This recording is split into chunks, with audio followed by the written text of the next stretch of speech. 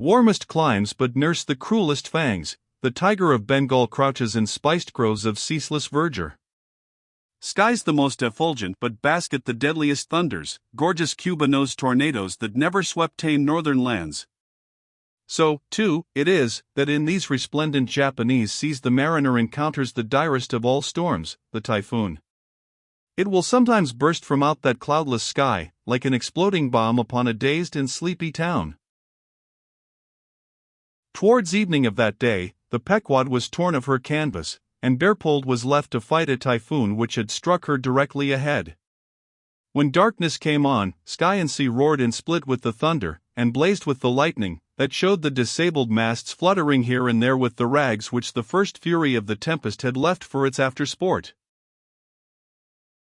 Holding by a shroud, Starbuck was standing on the quarterdeck, at every flash of the lightning glancing aloft, to see what additional disaster might have befallen the intricate hamper there, while Stubb and Flask were directing the men in the higher hoisting and firmer lashing of the boats. But all their pains seemed naught. Though lifted to the very top of the cranes, the windward quarter boat, Ahab's, did not escape. A great rolling sea, dashing high up against the reeling ship's high teetering side, stove in the boat's bottom at the stern, and left it again, all dripping through like a sieve. "Bad work, bad work, Mr. Starbuck," said Stubb, regarding the wreck, "but the sea will have its way. Stubb, for one, can't fight it. You see, Mr. Starbuck, a wave has such a great long start before it leaps, all round the world it runs, and then comes the spring. But as for me, all the start I have to meet it, is just across the deck here. But never mind, it's all in fun, so the old song sings. Oh, jolly is the gale, and a joker is the whale, a flourish in his tail, such a funny, sporty, gamey, jesty, jokey, hokey-pokey lad, is the ocean, oh. The scud all a-flyin', that's his flip-only foeman, when he stirs in the spicin', such a funny, sporty, gamey, jesty, jokey, hokey-pokey lad, is the ocean, oh. Thunder splits the ships, but he only smacks his lips, a tastin' of this flip, such a funny, sporty, gamey, jesty, jokey, hokey-pokey lad, is the ocean, oh. Avast Stubb, cried Starbuck, let the typhoon sing, and strike his harp here in our rigging, but if thou art a brave man thou wilt hold thy peace. But I am not a brave man, never said I was a brave man, I am a coward, and I sing to keep up my spirits.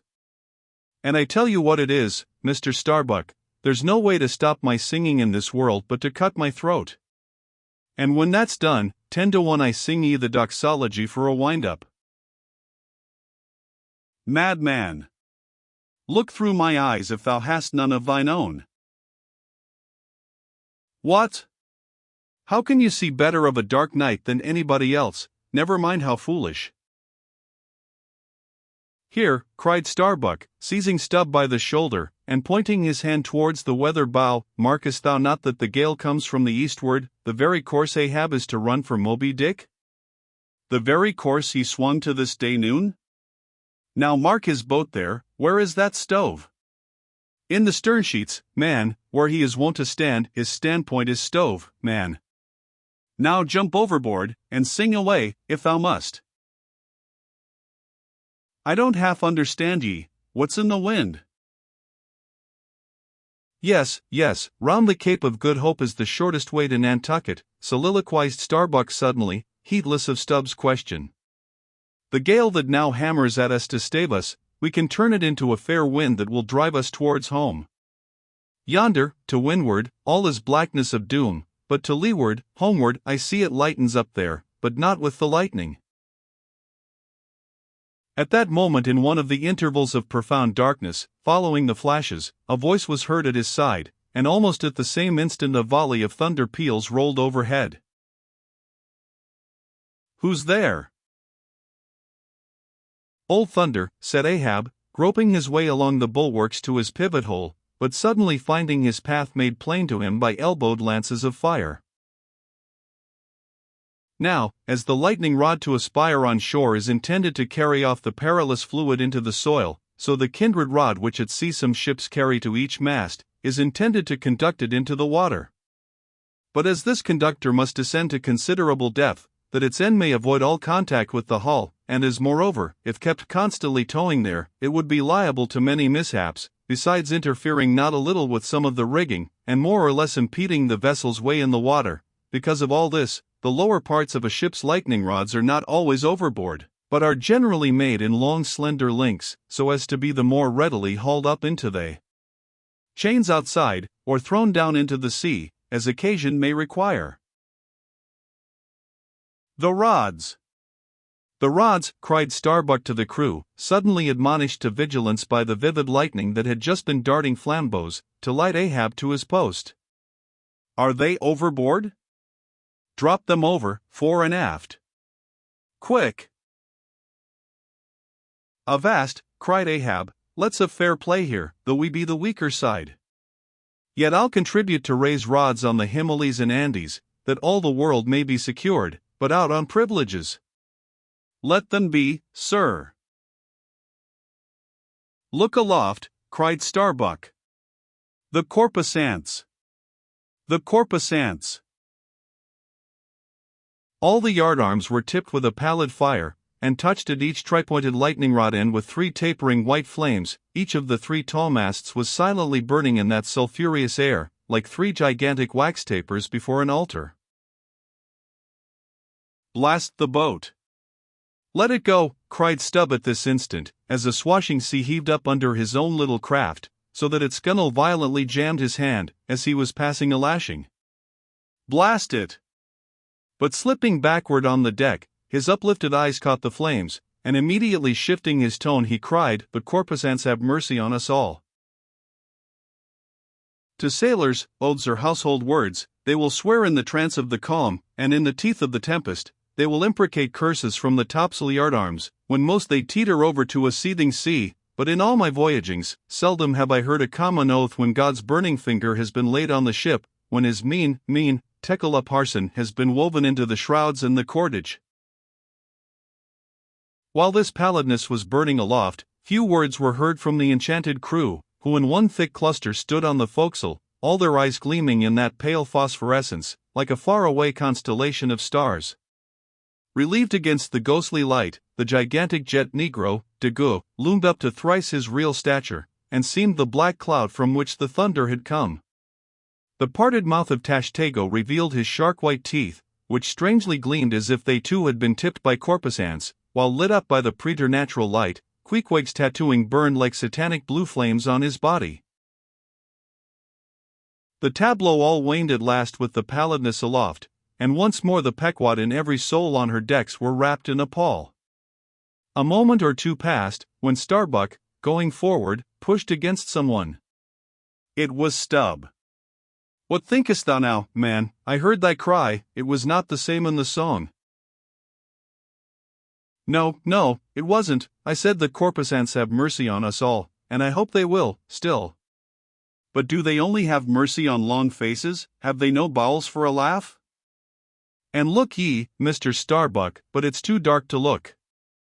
Hear me, then, I take that masthead flame we saw for a sign of good luck, for those masts are rooted in a hold that is going to be chock-a-block with sperm oil, DC, and so, all that sperm will work up into the masts, like sap in a tree. Yes, our 3 masts will yet be as 3 spermaceti candles, that's the good promise we saw. At that moment Starbuck caught sight of Stubb's face slowly beginning to glimmer into sight. Glancing upwards, he cried, "See! See!" And once more the high tapering flames were beheld with what seemed redoubled supernaturalness in their pallor. "The corpusants have mercy on us all," cried Stubb, again. At the base of the mainmast, full beneath the doubloon and the flame, the Parsee was kneeling in Ahab's front, but with his head bowed away from him, while nearby, from the arched and overhanging rigging, where they had just been engaged securing a spar, a number of the seamen, arrested by the glare, now cohered together, and hung pendulous, like a knot of numbed wasps from a drooping, orchard twig. In various enchanted attitudes, like the standing, or stepping, or running skeletons in Herculaneum, others remained rooted to the deck, but all their eyes upcast. "Aye, men," cried Ahab. Look up at it, mark it well, the white flame but lights the way to the white whale. Hand me those mainmast links there, I would fain feel this pulse, and let mine beat against it, blood against fire. So. Then turning, the last link held fast in his left hand, he put his foot upon the Parsi, and with fixed upward eye, and high-flung right arm, he stood erect before the lofty tripointed trinity of flames. Oh! Thou clear spirit of clear fire, whom on these seas I as Persian once did worship, till in the sacramental act so burned by thee, that to this hour I bear the scar, I now know thee, thou clear spirit, and I now know that thy right worship is defiance. To neither love nor reverence wilt thou be kind, and e'en for hate thou canst but kill, and all are killed. No fearless fool now fronts thee. I own thy speechless, placeless power, but to the last gasp of my earthquake life will dispute its unconditional, unintegral mastery in me. In the midst of the personified impersonal, a personality stands here. Though but appointed best, whenso I came, wheresoe'er I go, yet while I earthly live, the queenly personality lives in me, and feels her royal rights. But war is pain, and hate is woe. Come in thy lowest form of love, and I will kneel and kiss thee, but at thy highest, come as mere supernal power, and though thou launchest navies of full-freighted worlds, there's that in here that still remains indifferent. Oh, thou clear spirit, of thy fire thou madest me, and like a true child of fire, I breathe it back to thee. Sudden, repeated flashes of lightning, the 9 flames leap lengthwise to thrice their previous height. Ahab, with the rest, closes his eyes, his right hand pressed hard upon them. I own thy speechless, placeless power, said I not so? Nor was it wrung from me, nor do I now drop these links. Thou canst blind, but I can then grope. Thou canst consume, but I can then be ashes. Take the homage of these poor eyes, and shut her hands. I would not take it. The lightning flashes through my skull, mine eyeballs ache and ache, my whole beaten brain seems as beheaded, and rolling on some stunning ground. Oh, oh! Yet blindfold, yet will I talk to thee. Light though thou be, thou leapest out of darkness, but I am darkness leaping out of light, leaping out of thee. The javelins cease, open eyes, see, or not. There burn the flames. Oh, thou magnanimous! Now I do glory in my genealogy. But thou art but my fiery father, my sweet mother, I know not. Oh, cruel! What hast thou done with her? There lies my puzzle, but thine is greater. Thou knowest not how came ye, hence callest thyself unbegun, certainly knowest not thy beginning, hence callest thyself unbegun. I know that of me, which thou knowest not of thyself, O, thou omnipotent. There is some unsuffusing thing beyond thee, thou clear spirit, to whom all thy eternity is but time, all thy creativeness mechanical. Through thee, thy flaming self, my scorched eyes do dimly see it. Oh, thou foundling fire, thou hermit immemorial, thou too hast thy incommunicable riddle, thy unparticipated grief. Here again with haughty agony, I read my sire. Leap! Leap up, and lick the sky! I leap with thee, I burn with thee, would fain be welded with thee, defyingly I worship thee. The boat! The boat, cried Starbuck, look at thy boat, old man. Ahab's harpoon, the one forged at Perth's fire, remained firmly lashed in its conspicuous crotch, so that it projected beyond his whaleboat's bow, but the sea that had stove its bottom had caused the loose leather sheath to drop off, and from the keen steel barb there now came a leveled flame of pale, forked fire. As the silent harpoon burned there like a serpent's tongue, Starbuck grasped Ahab by the arm. God is against thee, old man, forbear, 'tis an ill voyage. Ill begun, ill continued, let me square the yards, while we may, old man, and make a fair wind of it homewards, to go on a better voyage than this.